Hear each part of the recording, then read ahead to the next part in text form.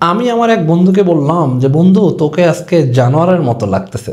তো এটা শোনার পর আমার বন্ধু রেগে গেল এবং হচ্ছে যে বলল, দুই তিনটা কথা শোনাইলো আর কি। তো আমি বললাম যে সরি বন্ধু, আমি আসলে এটা বলতে চাই নাই, আমি তোমাকে বলতে চাইছি যে আসলে মাশাল্লাহ অনেক সুন্দর তোমার দাড়ি, তোমাকে সিংহের মতো লাগতেছে। তো এটা শুনে আমার বন্ধু খুব খুশি হয়ে গেল এবং আমাকে থ্যাংক ইউ দিল একটা। তো দেখেন, সিংহ কিন্তু একটা জানোয়ার, ঠিক আছে।